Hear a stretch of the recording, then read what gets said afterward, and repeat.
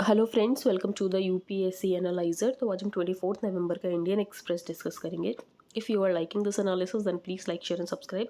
यहाँ पर first news है, government plans bills to bar private crypto currency with a few exceptions, repeal farm laws. तो यहाँ पर विंटर सेशन में कौन कौन से बिल को टेबल किया जाएगा तो हम देख लेते हैं। पहला तो बिल होगा जिसमें यहाँ पर तीनों एग्रीकल्चरल लॉस को रिपील किया जाएगा। सेकंड बिल होगा जिसमें सारी प्राइवेट क्रिप्टो करेंसीज को बैन किया जाएगा विद सर्टेन एक्सेप्शंस। इसके अलावा यहाँ पर फ्रेमवर्क बनाया जाएगा ताकि ऑफिशियल डिजिटल करेंसी जो है रिजर्व बैंक ऑफ इंडिया उसको यहाँ पर क्रिएट कर सके। तो to create a facilitative framework for the creation of the official digital currency to be issued by the RBI. तो आरबीआई तो यहाँ पर ऑफिशियल डिजिटल करेंसी को लॉन्च करेगा, लेकिन यहाँ पर जो प्राइवेट क्रिप्टो करेंसीज है उन सबको बैन कर दिया जाएगा, उन सबको प्रोहिबिट कर दिया जाएगा with certain exceptions. It also seeks to prohibit all private cryptocurrencies in India। फिर यहाँ पर बिटकॉइन, एथेरियम, इन सबको प्रोहिबिट कर दिया जाएगा, लेकिन कुछ सर्टेन एक्सेप्शंस होंगे to promote the underlying technology of crypto currency and its uses.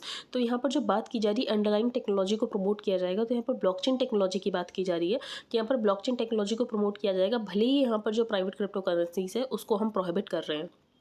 Currently there is no regulation और any ban on the use of crypto currencies. अभी कोई भी रेगुलेशन या बैन नहीं है क्रिप्टो करेंसीज को लेकर।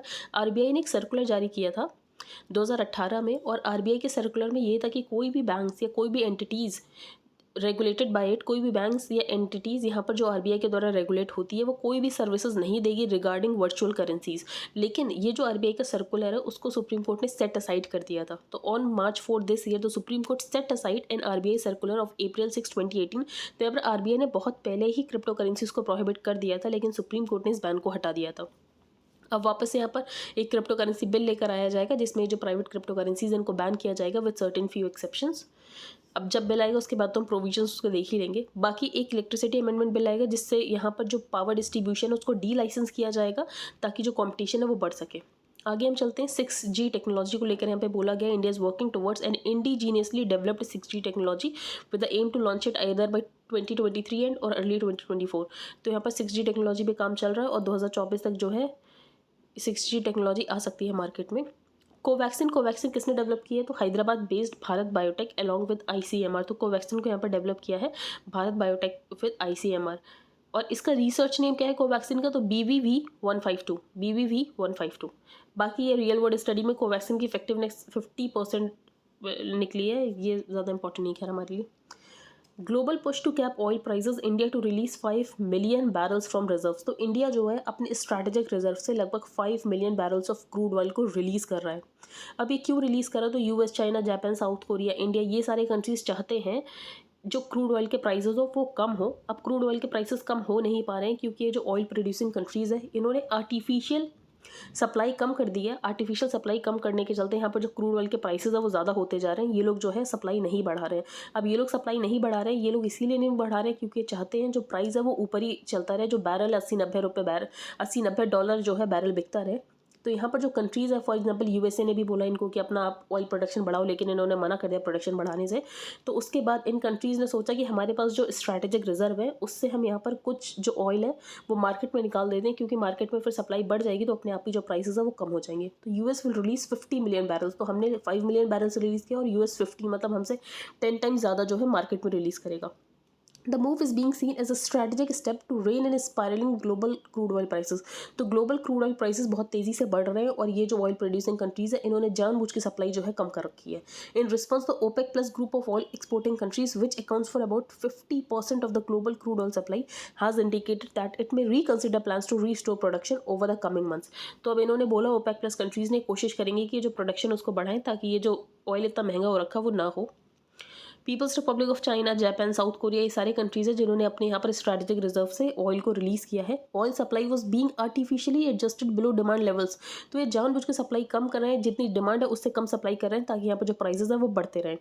इंडिया लगभग अपने स्ट्रैटेजिक रिजर्व में 9.5 days of its crude oil requirement रखता है और हमने लगभग यहाँ पर 5 मिलियन रिलीज़ कर दिया। तो इसका मतलब ये है कि हमने लगभग अपना एक दिन का जो स्टॉक है वो रिलीज़ कर दिया है। Global crude oil prices have risen due to the efforts of Russia and Saudi Arabia now that the US have announced the release of oil from reserves। तो यहाँ पर हो सकता है कि अब यहाँ पर जो ऑयल की प्राइस है वो थोड़ा कम हो सके। अब यहाँ पर जो गूगल है वो भी पार्टनर था एक साइबर फ्रॉड में, वो हम देख लेते हैं कैसे था। क्योंकि गूगल ने उन साइबर क्रिमिनल्स को ये बोला था कि आप मुझे 30 लाख रुपए दो और जो आपकी वेबसाइट है वो मैं सबसे टॉप पर दिखाऊंगा। तो Google was a partner in crime for allegedly receiving ₹30 lakh from cyber criminals to feature their fake website on its top searches.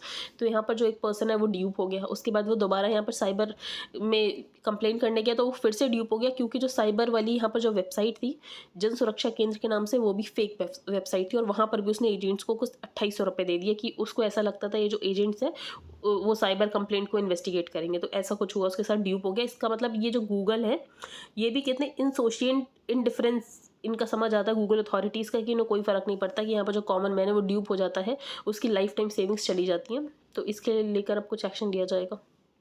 आगे चलते हैं, यहाँ पर कोई इंपॉर्टेंट न्यूज़ नहीं है। यहाँ पर एक किताब है इनकी 10 फ्लैश पॉइंट्स 20 ईयर्स। ये किसकी किताब है? तो मनीष तिवारी की। आगे चलते हैं। The Defense Acquisition Council DAC cleared the long pending proposal for a deal with Russia to manufacture अब 6 lakh AK-203 assault rifles army के लिए बनाई जाएगी, इंडिया और रशिया मिलकर बनाएंगे। तो Defence Acquisition Council clear the long pending proposal for a deal with Russia to manufacture 6 lakh AK-203 assault rifles for the army. अब ये डील की बहुत पहले से बात चल रही थी, पर यहाँ पर जो नेगोशिएशंस वो टेक्नोलॉजी ट्रांसफर को लेकर नहीं हो पा रहे थे। हम चाहते थे कि हमें कुछ राइफल्स के बाद यहाँ पर टेक्नोलॉजी को ट्रांसफर कर दिया जाए। इसके अलावा जो DAC है, डिफेंस एक्विजिशन काउंसिल, उसने एक प्रपोजल भी यहाँ पर क्लियर किया है कि 2 सैटेलाइट्स यहाँ पर एक्वायर की जाएगी for the Indian air force. The deal is part of the inter government agreement with Russia under which the first 70,000 rifles will be of the shelf. तो पहले 70,000 राइफल्स बनाई जाएंगी, उसके बाद टेक्नोलॉजी जो है इंडिया में ट्रांसफर की जाएगी। तो after which transfer of technology for the guns to be made in India will begin. Russia had earlier demanded royalty. तो पहले रशिया ने बोला था कि हर गन पे आपको हमें रॉयल्टी देनी पड़ेगी, बाद में ये जो क्लॉज इसको वेव ऑफ कर दिया गया। तो अब यहाँ पर जो है 6 lakh AK-203 assault rifles army के लिए बनाई जाएगी। अभी जो आर्मी है वो यूज़ कर रही है INSAS राइफल्स। ये indigenously manufactured Indian short arm system rifles है, लेकिन अब जो है अब AK-203 असॉल्ट राइफल्स को रिप्लेस कर देगा। तो clearance of the long struck rifles deal both well for the armed forces who have not been happy with the domestically manufactured INSAS rifles with issue in transfer of technology details and pricing ironed out। अब यहाँ पर जो gun है वो manufacture होगी। आगे हम चलते हैं। ये खैर इंपॉर्टेंट नहीं है, इसमें बस यही है जो ओरल सेक्स है, इन्होंने ये बोला हाई कोर्ट ने कि जो इलाहाबाद हाई कोर्ट ने, oral sex does not fall into the category of aggravated sexual assault और सेक्सुअल असॉल्ट, और ये यहाँ पे पेनिट्रेटिव सेक्सुअल असॉल्ट में आएगा, इसीलिए इसमें जो सेक्शन 4 है वो यूज़ होगा। तो while section 4 of the POCSO act deals with the penetrative sexual assault, section 5 and 6 are about aggravated penetrative sexual assault. तो इन्होंने बस यही बोला है कि अगर ओरल सेक्स होगा तो वो सेक्शन 5 और 6 में ना इंक्लूड होगा, यहाँ पर सेक्शन 4 में इंक्लूड होगा। आगे चलते हैं। यहाँ पर अ डिफरेंट क्लासरूम। अब यहाँ पर असर रिपोर्ट के बाद बताया गया है कि जब बच्चे स्कूल आएंगे तो उनको कैसे सिस्टम में लेकर आना है स्कूलिंग के। तो ASER in the 1 in 2020 sorry ASER and the 1 in 2020 have been phone based service. तो इससे पहले जो असर के सर्वेज होते थे वो फोन बेस्ड नहीं होते थे, लेकिन इस बार पैंडेमिक था जिसके चलते ये वाला जो सर्वे रहा ये फोन बेस्ड सर्वे रहा। तो this ASER and the 1 in 2020 have been phone based service exploring underlying trends and learning opportunities during a time of prolonged school closure. अब यहाँ पर जब बच्चे इतने टाइम के बाद स्कूल जाएंगे तो यहाँ पर जो अर्बन एरियाज़ है वो तो सोच रहे हैं कि बच्चों को स्कूल भेजे ना भेजे, कहीं कोविड ना हो जाए, लेकिन जो रूरल एरियाज़ है वो चाहते हैं कि उनके बच्चे स्कूल जाएं। तो unlike densely crowded urban areas where opinions can be divided, rural parents want the children to get back to school and children are eager and willing. तो यहाँ पर विलेजेस में बच्चे स्कूल जाना भी चाहते हैं और उनके पेरेंट्स जल्द से जल्द उनको स्कूल भेजना भी चाहते हैं। अब यहाँ पर जब वो वापस से फॉर एग्जांपल कोई बच्चा अब फिफ्थ में आ गया, उस समय वो सेकंड में होगा, लगभग 2 साल से तो स्कूल बंद ही है, तो अब वो बड़े ग्रेड में जा चुका है। तो कहीं टीचर ऐसा ना करें बच्चे के आने के बाद उन्हें ऐसा लगे कि जल्दी जल्दी हमें सिलेबस कंप्लीट कराना है। नहीं, पहले उनको यहाँ पर सिस्टम में लेकर आना बहुत ज़रूरी है, क्योंकि बहुत टाइम तक वो लोग स्कूल से दूर रहे हैं। Even the National Education Policy 2020 recommends that acquiring a strong foundational skill needs to be the top priority। तो यहाँ पर सिलेबस कंप्लीट कराना टॉप प्रायोरिटी नहीं होनी चाहिए, पहले फाउंडेशनल स्किल्स देना टॉप प्रायोरिटी होनी चाहिए, क्योंकि कुछ बच्चे होंगे जो कि ऑनलाइन लर्निंग में उन्होंने फाउंडेशनल स्किल्स जो है एक्वायर नहीं कर पाए होंगे। Available research from other countries show that while school closures can lead to learning losses, that school system should do once school reopen is even more critical. Making children deal with grade level curriculum after almost a 2-year gap or hurrying them through the syllabus are not appropriate responses। तो यहाँ पर क्या करना है, बच्चों में थोड़ा time invest करना है, एफर्ट इन्वेस्ट करने हैं, और यहाँ पर जो चाइल्ड की एबिलिटी उसको और ज़्यादा स्ट्रेंथन करने की ज़रूरत है, उनकी कैपेसिटी को यहाँ पर इंप्रूव करने की ज़रूरत है, उनकी प्रॉब्लम सॉल्विंग स्किल्स को इंप्रूव करने की ज़रूरत है। तो सिलेबस तो हो जाएगा, लेकिन पहले उनकी फाउंडेशनल स्किल्स पे ज़्यादा आपको फोकस करने की ज़रूरत है। अब यहाँ पर क्वालिटी ऑफ डेथ, अब यहाँ पर कुछ डिजीजेज होते हैं जिसमें अल्टीमेटली यहाँ पर पता होता है कि that person is going to die. For example यहाँ पर कैंसर होता है, तो कभी कैंसर 4th स्टेज में तो पता है कि ये जो इंसान है ये that is ultimately going to die, तो उसके लिए पैलिएटिव केयर होनी चाहिए। तो WHO कैसे डिफाइन करता है पैलिएटिव केयर को? तो in 1990 the WHO had defined palliative care as the active total care of patients whose disease is not responsive to curative treatment. तो क्यूरेटिव ट्रीटमेंट जो है उसको लेकर उसकी डिजीज रिस्पॉन्ड नहीं कर रही है। कंट्रोल ऑफ पेन, आप क्या कर सकते हो? आप सिर्फ पेन को कंट्रोल करने के लिए यहाँ पर उसको मेडिकेशंस दे सकते हो, सिम्टम्स को कंट्रोल करने के लिए मेडिकेशंस दे सकते हो, लेकिन उस डिजीज का जो है कोई उसका इलाज नहीं है, तो ultimately that person is going to die.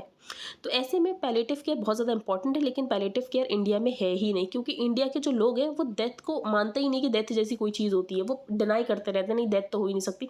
इंसान कितना भी क्रिटिकल हो वो कभी मानेंगे ही नहीं कि उसका क्यूरेटिव ट्रीटमेंट नहीं हो सकता, that person is ultimately going to die. तो palliative care respects patient autonomy, it requires end of life conversations to ascertain the wishes of the person. तो पैलिएटिव केयर ऐसी होनी चाहिए कि उसे एंड ऑफ लाइफ कॉन्वर्सेशंस करो कि आप क्या चाहते हो, आपकी लाइफ की आखिरी विश क्या है, तो वो सारी विशेस पूरी करने की कोशिश करो। तो ये होता है पैलिएटिव केयर में। We must also move from a death denying society to one death accepts death. तो हमारी जो सोसाइटी वो डेथ डिनाइंग सोसाइटी, हम नहीं मानते कि डेथ हो सकती है, कोई कितना भी बीमार हो हमें यही लगता नहीं वो ठीक हो जाएगा। तो I once heard a physician से we should rename palliative care and called it symptomatic care, ताकि ये जो है ये ज़्यादा एक्सेप्टेबल हो सके। However, how it is said, and when it is said is key. The practice of medicine is as much a science as an art.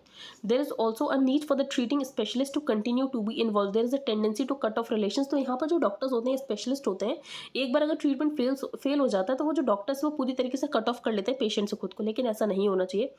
In the Indian situation, not only should patients be referred to the palliative care team early to ensure a better quality of life, यहाँ पर but the continued survival and safety of members of the family left behind is also a concern। तो I hope आपको समझ आ गया हो, यहाँ पर पैलिएटिव केयर के बारे में बताया गया है कि इंडिया में जो पैलिएटिव केयर है इसका कोई कॉन्सेप्ट ही नहीं है।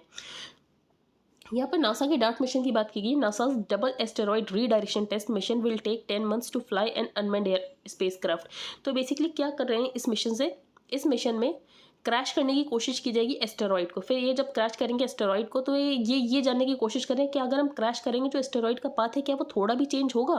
तो it is a test to see whether the impact can alter the course of the celestial wanderer even if slightly, क्या थोड़ा भी यहाँ पर जो एस्टेरॉइड है उसका पाथ चेंज होगा। अगर यहाँ पर सक्सेसफुल हो जाते हैं और यहाँ पर एस्टेरॉइड का पाथ चेंज हो जाता है, तो फॉर एग्जाम्पल आने वाले समय में कोई अगर एस्टेरॉइड अर्थ को हिट करने वाला होगा तो हम उसका कॉलिजन करा देंगे ताकि जो उसका पाथ है वो यहाँ पर डाइवर्ट हो जाए और वो अर्थ को हिट ना करे। तो यही है नासा का डार्ट मिशन। तो NASA's double asteroid redirection test mission will take 10 months to fly an unmanned spacecraft about the size of a golf cart and crash it into an asteroid the size of the pyramid. तो यहाँ पर collision करने की कोशिश करेंगे, crash करने की कोशिश करेंगे एस्टेरॉइड को। अगर यहाँ पर एस्टेरॉइड का पाथ चेंज हो जाता तो for example in the future कभी भी कोई एस्टेरॉइड यहाँ पर अर्थ को हिट करने वाला होगा तो उसको उसके साथ क्रैश कर दिया जाएगा ताकि उसका जो पाथ है वो थोड़ा सा यहाँ पर डाइवर्ट हो जाए और वो अर्थ को हिट ना करे। यहाँ पर ये पढ़ते हैं पेनॉप्टिकॉन सिटी। अब यहाँ पर हैदराबाद में ये बताएगा कि हैदराबाद में सर्विलांस बहुत ज़्यादा बढ़ गया, बहुत सारे यहाँ पर CCTV कैमराज इंस्टॉल कर दिए गए, फेशियल रिकॉग्निशन टेक्नोलॉजी का यूज़ करते हैं। तो कभी भी आप घर से निकल रहे हो तो इसका मतलब ये है कि आप यहाँ पर इन्वेसिव टेक्नोलॉजी के अंडर आ गए हो, आपके ऊपर सर्विलांस चल रहा है। तो according to police officials more than 6 lakh CCTV cameras have already been deployed in the city with the very real possibility that this number will continue to increase. और ये नंबर जो बढ़ता चला जाएगा, फिर यहाँ पर रियल टाइम में इस डेटा को यहाँ पर देखा जाता है। तो एक तरीके से यहाँ पर हैदराबाद को सर्विलांस बताया गया कि हैदराबाद जो है वो सर्विलांस सिटी बन चुका है। राइट टू प्राइवेसी को यहाँ पर रिकॉग्नाइज किया था फंडामेंटल राइट की तरह 2017 में सुप्रीम कोर्ट ने। तो यहाँ पर ज़रूरत है डेटा प्रोटेक्शन लॉ की। तो डेटा प्रोटेक्शन लॉ जो है इस विंटर सेशन में यहाँ पर टेबल कर दिया जाएगा। उसके बाद क्या डिसीजन होता है वो जो है बिल पास होता है नहीं होता है, बाकी उसमें कितने क्लॉजेस को यहाँ पर हटाया जाता है। अब तालिबान ने बैन कर दिया TV शोज जिसमें फीमेल एक्टर्स होंगे। तो the Taliban administration has released a set of restrictions on Afghan media including banning television dramas that include female actors. और यहाँ पर जो भी विमेन न्यूज़ प्रेजेंटर्स हैं उनको यहाँ पर बोला गया कि आपको हिजाब पहनना है। अब यहाँ पर विंटर ओलंपिक्स होने वाले हैं चाइना में, तो रशिया ने इनविटेशन एक्सेप्ट कर लिया कि रशिया तो आ रहा है। तो Russian president Vladimir Putin has accepted the invitation from his Chinese counterpart and good friend Xi Jinping to attend the Winter Olympics in Beijing. तो USA वो बात कर रहा था कि यहाँ पर जो विंटर ओलंपिक्स चाइना में होने वाले हैं उसको हम बॉयकॉट करेंगे क्योंकि ये जो चाइना है ये ह्यूमन राइट वॉलेशन करता है। जो लाहौर है वो वर्ल्ड का थर्ड मोस्ट पोल्यूटेड सिटी बन चुका है। तो Lahore rank third behind Bangladesh capital Dhaka, फिर दूसरा Mongolia capital Ulaanbaatar on the pollution index. अब ये पोल्यूशन इंडेक्स किसका है? तो Switzerland based air quality information platform है IQ एयर का। अब यहाँ पर साउथ कोरिया का मोस्ट वेरीफाइड मिलिट्री डिक्टेटर जो है उसकी डेथ हो गई है, जिसका नाम था चुन दू हवान। तो Chun Doo Hwan South Korea most verified former military dictator, इसने कू भी कर दिया था लगभग 1980s के टाइम में। अब इसकी हो गई है डेथ। तो ये आपको कभी पर्सन इन न्यूज़ पूछ लिया जाए। बाकी हम आगे चलते हैं। यहाँ पर रानी गाइडेन लियू की बात की गई है। तो रानी गाइडेन लियू के लिए एक म्यूजियम बनाया जाएगा मणिपुर में, मणिपुर के तमेंगलोंग डिस्ट्रिक्ट में। अब इन्होंने फ्रीडम फाइट में कैसे काम किया था हम देखते हैं। Spiritual and political leader Rani Gaidinliu of the Rongmei tribe, इनकी ट्राइब क्या थी, Rongmei tribe, was born on January 26, 1915 at Longkao village. अब ये जो विलेज है लियोंगाकाओ, ये है तमेंगलोंग डिस्ट्रिक्ट में। 13 में ये एसोसिएट हो गई with the freedom fighter and religious leader Haipou Jadonang, was also a Rongmei. तो इनके ये जो लीडर थे ये भी रोंगमेई ट्राइब से ही आते थे। इन्होंने हेरेका मूवमेंट को यहाँ पर लेड किया था। हेरेका मूवमेंट बात करता था कि इंडिपेंडेंट नागा किंगडम होना चाहिए। फिर यहाँ पर जो इनके फ्रीडम फाइटर के जो लीडर थे जेडोंगोंग, इनको एग्जीक्यूट कर दिया गया था। फिर जो रानी गाइडेलियू है, इन्होंने यहाँ पर हेरेका मूवमेंट की लीडरशिप संभाली और फिर ज़्यादा से ज़्यादा पॉलिटिकल होती कि इनको फिर इम्प्रिजनमेंट कर दिया गया था बाय द ब्रिटिश अथॉरिटीज़। और 1947 में जब हम आज़ाद हुए तो फाइनली उसके बाद ये रिलीज़ हुई। यहाँ पर जवाहरलाल नेहरू जो फॉर्मर प्राइम मिनिस्टर थे, उन्होंने इनको डॉटर ऑफ द हिल्स का टाइटल दिया था और इनको रानी का भी टाइटल उन्हीं ने दिया था। फिर इनको यहाँ पर 1972 में ताम्रपत्र दिया गया, पद्म भूषण मिला, विवेकानंद सेवा सम्मान मिला और स्त्री शक्ति पुरस्कार भी मिला। बाद में इनको पॉस्थुमसली भगवान बिरसा मुंडा पुरस्कार भी मिला। 1996 में गवर्नमेंट ने इनके लिए कमेमोरेटिव स्टैम्प भी ऑनर किए थे इनके ऑनर में। अब इनके लिए एक म्यूजियम भी बनाया जा रहा है। एक यहाँ पर पेट्रोल वेसल भी है, वो भी इनके नाम पे। तो coast guard commission a fast patrol vessel ICGS Rani Gaidinliu. तो आपको पता होना चाहिए कौन सी ट्राइब से आती थी, ये कहाँ पर था इनका सब कुछ, और इनके ये जो फ्रीडम फाइटर थी, इनके जो लीडर थे वो कौन थे, ये कौन से मूवमेंट से एसोसिएटेड थी। तो हेराका मूवमेंट से एसोसिएटेड थी, जो कि यहाँ पर Naga kingdom, independence of Naga kingdom की बात करता है। अब यहाँ पर व्हाइट ड्वार्फ स्टार क्या होता है। तो white dwarf is a star that has burned up all of it's fuel, जिसने अपने सारे फ्यूल को बर्न कर दिया है और अपनी सारी आउटर लेयर्स को शेड कर दिया है और अभी श्रिंकिंग के प्रोसेस में जा चुका है और कूलिंग के प्रोसेस में जा चुका है। तो यहाँ पर व्हाइट ड्वार्फ की आप डेफिनेशन देख लो। अब white dwarf is a star that has burnt up all of its fuels and shed its outer layers, now undergoing a process of shrinking and cooling over million of years. तो white dwarf एक ऐसा star है जिसने अपने सारे fuel को खत्म कर लिया है, जो आउटर लेयर्स है वो पूरी तरीके से शेड हो चुकी है और अब ये श्रिंकिंग के प्रोसेस में जा रहा है, कूलिंग के प्रोसेस में जा रहा है ओवर मिलियन ऑफ ईयर्स। तो यहाँ पर एक व्हाइट ड्वार्फ स्टार मिला है जो कि एक पूरा रोटेशन 25 सेकंड में लगा देता है। तो white dwarf star that completes a full rotation once every 25 second और ये fastest spinning confirmed white dwarf है according to a team of astronomers. तो यहाँ पर एक व्हाइट ड्वार्फ स्टार की बात की गई। अब इस व्हाइट ड्वार्फ स्टार का नाम क्या है, तो उसका नाम है लेमोस्ट। तो this particular star named Lamost, फिर बाकी आप यहाँ पर देख सकते हैं, is the size of the earth but is thought to be at least 2 lakh times more massive. तो ये बहुत बड़ा मैसिव है, अर्थ से बहुत ज़्यादा मैसिव है। तो आई होप आपको समझ आ गया हो ये व्हाइट ड्वार्फ स्टार क्या होता है। तो जिसने अपना पूरा फ्यूल पूरी तरीके से बर्न कर दिया है और अपनी आउटर लेयर्स को शेड कर दिया है और अब श्रिंकिंग के प्रोसेस में, कूलिंग के प्रोसेस में है। और ये आप नाम याद रखना, लेमोस्ट। अब हम यहाँ पर डेटा प्रोटेक्शन बिल को लेकर देखते हैं। तो यहाँ पर कुछ टर्म्स की डेफिनेशन दी गई है। पहला डेटा प्रिंसिपल। डेटा प्रिंसिपल वो होता है जिसको वो डेटा बिलोंग करता है। तो the person to whom the data in consideration belong. Data processor क्या होता है, पर्सन, स्टेट और कंपनी जो कि डेटा प्रोसेस करती है on the behalf of someone else. तो पर्सन, स्टेट, कंपनी और any other entity which processes data on behalf of someone else. Data fiduciary क्या होता है, कोई पर्सन, स्टेट या कंपनी वो ये बताती है कि डेटा को कैसे स्टोर करना है, various aspects of related to data storage, और ये बताती है कि डेटा को प्रोसेस कैसे करना है। तो data fiduciary. A person, state, company और any other judicial entity which control the various aspects related to data storage and defines how it can be processed. अब पर्सनल डेटा क्या होता है, पर्सनल डेटा ये होता है जिस डेटा से आप किसी को आइडेंटिफाई कर सकते हो। तो any data set that may contain information that can reveal personal traits of a human being. Non personal data क्या होता है, वो डेटा तो है लेकिन उससे आप किसी को आइडेंटिफाई नहीं कर सकते। तो data sets which do not contain any personal information and instead have information detailing the larger trends. For example average age क्या है लोगों की, एवरेज इनकम क्या है, तो इससे आप किसी पर्टिकुलर इंसान को सिंगल आउट नहीं कर सकते हो। डेटा प्रोटेक्शन अथॉरिटी का एक रेगुलेटरी बॉडी बनाई जाएगी इसी एक्ट के तहत, जिसके पास एडजुडिकेटिंग पावर्स होगी और यहाँ पर वो एग्जीक्यूटिव इंस्ट्रक्शंस को भी पास कर सकती है अगर यहाँ पर कॉन्फ्लिक्ट होता है बिटवीन द टू पार्टीज। बाकी यहाँ पर हम बिल के कुछ प्रोविजंस देख लेते हैं कि यहाँ पर जो ज्वाइंट पार्लियामेंट्री कमेटी उसने क्या क्या सजेशंस दिए। तो पिछले कुछ टाइमों से, पिछले 2 डेकेड से यहाँ पर कंप्यूटर्स और इंटरनेट का यूज़ बहुत ज़्यादा बढ़ गया है, जिसकी वजह से जो कंज्यूमर्स है वो बहुत सारे डेटा जनरेट करते हैं और उन डेटा के बेसिस से, हमारी ब्राउजिंग हिस्ट्री के बेसिस से ही हमें यहाँ पर एडवर्टीजमेंट दिखाए जाते हैं, हमें टारगेट करके एडवर्टीजमेंट दिखाए जाते हैं। तो उसका मतलब यही तो है, ये जो कंपनीज हमारा डेटा स्टोर कर रही हैं तभी तो वो हमें पर्सनलाइज एडवर्टीजमेंट दिखा पा रही हैं, तो companies begin to store a lot of these data sets without taking the consent of the users. तो वो यूजर्स का कोई भी कंसेंट नहीं लेते, हमारे डेटा को स्टोर करते रहते हैं, और अगर डेटा लीक हो जाता तो उसकी कोई रिस्पॉन्सिबिलिटी भी नहीं लेते हैं। तो to hold such companies accountable, यहाँ पर पर्सनल डेटा प्रोटेक्शन बिल की बात की गई थी। अब यहाँ पर यहाँ पर जॉइंट पार्लियामेंट्री कमेटी ने कुछ सजेशंस दिए। पहला ये कि इसमें नॉन पर्सनल डेटा को भी इंक्लूड करना है। चिल्ड्रंस डेटा को लेकर एक एक्सक्लूसिव अलग तरीके से क्लॉज होना चाहिए। तो the final draft is also set to have sought additional compliance for companies that deal exclusively with children's data. फिर यहाँ पर डेटा प्रोटेक्शन अथॉरिटी की बात की गई है। सारे सोशल मीडिया कंपनीज को यहाँ पर पब्लिशर्स की तरह ट्रीट किया जाएगा। इसका मतलब ये है कि उनके यहाँ पर जो भी कंटेंट होस्ट किया जाएगा तो उसके लिए वो अकाउंटेबल होंगे। और यहाँ पर सोशल मीडिया कंपनी को तभी अलाउ किया जाएगा ऑपरेट करने के लिए जब उनकी जो पेरेंट कंपनी होगी वो ऑफिस एक इंडिया में सेटअप करेगी। तो it is set to have recommended that no social media company be allowed to operate in India unless the parent company handling the technology sets up an office in India. और भी यहाँ पर कुछ aspects की बात की गई है कि इंडिया का एक इंडिजिनियस आर्किटेक्चर होना चाहिए, alternative to the internationally accepted SWIFT payment system. तो स्विफ्ट पेमेंट सिस्टम की तरह ही इंडिया का एक इंडिजिनियस आर्किटेक्चर होना चाहिए। अब यहाँ पर अपोजिशन का ये कहना है कि इसमें जो गवर्नमेंट है उसको बहुत सारी पावर दे दी गई है। फॉर एग्जांपल जो गवर्नमेंट है वो किसी भी एजेंसी को एग्जेम्प्ट कर सकती है from application of the law. जो ओरिजिनल ड्राफ्ट बिल था रिगार्डिंग द डेटा प्रोटेक्शन, तो वो जस्टिस BN कृष्णा ने यहाँ पर ड्राफ्ट किया था, लेकिन अब तो इस बिल में बहुत ज़्यादा चेंजेस कर दिए गए हैं। बाकी इसमें कुछ इंपॉर्टेंट नहीं। बाकी गूगल के रिप्रेजेंटेटिव्स ने ये बोला है जो इंडिया डेटा लोकलाइजेशन को एक रिक्वायरमेंट बना रहा है वो नहीं होनी चाहिए, क्योंकि इसमें बहुत ज़्यादा ऑपरेशनल कॉस्ट आ जाती है। तो आई होप आपको समझ आ गया हो, ये सारी डेफिनेशन आपको समझ आ गई हो। अब यहाँ पर ये जो एलिफेंट्स हैं इनमें रेडियो कॉलर्स लगाया जा रहा है। तो क्यों लगाया जा रहा है वो हम देख लेते हैं। वो ह्यूमन एलिफेंट कॉन्फ्लिक्ट को कम करने के लिए लगाया जा रहा है।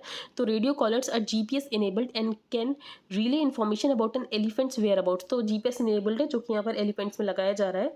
एलिफेंट के नाक में लगभग ये 8 किलोग्राम की डिवाइस है। WWF के ब्लॉक के अकॉर्डिंग जो कॉलरिंग है वो किसी भी सूटेबल कैंडिडेट को पहले आइडेंटिफाई करना होता है। कोई जनरल एलिफेंट होना चाहिए, जनरली एडल्ट एलिफेंट होना चाहिए, फिर उसको सेडेटिव दिया जाता है, फिर उसके अराउंड यहाँ पर कॉलर लगा दिया जाता है। इससे ये आइडेंटिफाई किया जाता है ये जो एलिफेंट है कहाँ मूव कर रहा है। तो we will know where they are moving, which corridors they frequent. और अगर वहाँ पर देखा जाए कि जो हैबिटाट है इनका कम हो चुका है तो वहाँ पर हैबिटाट यहाँ पर एक्सपेंशन की बात की जाएगी, ताकि यहाँ पर जो ह्यूमन एनिमल कन्फ्लिक्ट है वो कम हो सके। The second objective is incidental. ये जो कॉलर्स हैं बेसिकली अर्ली वार्निंग सिस्टम का भी काम करेंगे। तो एलिफेंट्स अगर किसी उस डायरेक्शन में मूव कर रहे हैं जहाँ पर कन्फ्लिक्ट के चांसेस ज़्यादा हैं, तो वहाँ पर एलिफेंट को एक सिग्नल भी मिल सकता है। जो चैलेंजेस हैं वो बहुत ज़्यादा हैं। पहली बात ये, जो कंपोनेंट्स हैं रेडियो कॉलरिंग के वो इंडिया में अवेलेबल नहीं है, तो उसके लिए यहाँ पर इंपोर्ट करना पड़ता है, और इंपोर्ट बहुत ज़्यादा एक्सपेंसिव हो जाता है। जो 65% हैबिटाट है नॉर्थ ऑफ द रिवर वो लॉस्ट हो चुका है इन द फ्यू डेकेड्स, क्योंकि एग्रीकल्चर वहाँ पर लोग करने लग गए हैं, लोगों ने अपने सेटलमेंट्स बसा लिए हैं, जिसके चलते यहाँ पर जो एलिफेंट्स हैं उनका हैबिटाट लॉस हो चुका है। अब SDG अर्बन इंडेक्स कौन निकालता, तो नीति आयोग निकालता है, जिसमें शिमला, कोयम्बटूर और जो चंडीगढ़ है वो टॉप पर है। तो Shimla, Coimbatore and Chandigarh and Thiruvananthapuram are among the top 10 performing urban areas in NITI Aayog first sustainable development goals urban India index. तो बस आपको पता होना चाहिए SDG अर्बन इंडिया कौन निकालता है, तो ये निकालता है नीति आयोग। अब यहाँ पर गवर्नमेंट की जो नेशनल ऑटोमोबाइल स्क्रैपेज पॉलिसी है, तो गवर्नमेंट ये कह रहा है कि जो भी इस नेशनल ऑटोमोबाइल स्क्रैपेज पॉलिसी के तहत अपनी ओल्ड व्हीकल को स्क्रैप करेगा तो उसको और ज़्यादा टैक्स कंसेशंस दिए जा सकते हैं। तो government is considering providing more tax related concessions for vehicles that are purchased after scrapping old vehicle. तो अगर आप अपनी पुरानी व्हीकल को स्क्रैप करने के बाद कोई नई व्हीकल ले रहे हो तो आपको ज़्यादा टैक्स कंसेशंस दिए जाएंगे। ऐसा इसीलिए किया जा रहा है ताकि जो लोग हैं वो मोटिवेट हो स्क्रैप करने के लिए, ताकि जो पॉल्यूशन है वो रिड्यूस हो, ऑटोमोबाइल सेल्स बढ़े। ऑटोमोबाइल जब सेल्स बढ़ेगी तो उससे एम्प्लॉयमेंट जनरेशन होगा। आगे हम चलते हैं। यहाँ पर गोयल ताई मीट, तो यहाँ पर डिसाइड किया गया है, US ने ये बोला है कि जो GSP है, GSP जो इन्होंने इंडिया से वापस ले लिया था, अब ये कोशिश कर रहे हैं कि रीस्टोर कर सकें इंडिया का GSP। तो generalise system of preference status जो है इंडिया को वापस दिया जा सकता है। तो India and the United States have committed to mutually improving market access for certain agriculture products and the latter has agreed to look at restoring India's GSP। तो अगर GSP रीस्टोर हो जाएगा तो हमारे जो प्रोडक्ट्स हैं वापस से जो है USA में सस्ते लगने लगेंगे। और इसके अलावा बात की गई जो FTA है उसके रिगार्डिंग नेगोशिएशन जल्दी से जल्दी होने चाहिए। बाकी यहाँ पर जो वोडाफोन और एयरटेल है इन्होंने टैरिफ्स बढ़ा दिए। इन्होंने टैरिफ्स इसीलिए बढ़ा दिए क्योंकि इनको देना है AGR गवर्नमेंट को, तो एडजस्टेड ग्रॉस रेवेन्यू जो है इनको गवर्नमेंट को बहुत सारा देना। भले इन्होंने जो मोराटोरियम लिया है 4 साल का, लेकिन उसके बाद भी अल्टीमेटली इनको ड्यूज तो देने ही है, जिसके चलते ये लोग क्या कर रहे हैं, ये लोग यहाँ पर प्राइजेस बढ़ा रहे हैं, टैरिफ्स बढ़ा रहे हैं 20 से 25%। आई होप आपको आज का न्यूज़पेपर समझ आ गया हो। If you like the video then please like, share and subscribe. Thank you and have a nice day.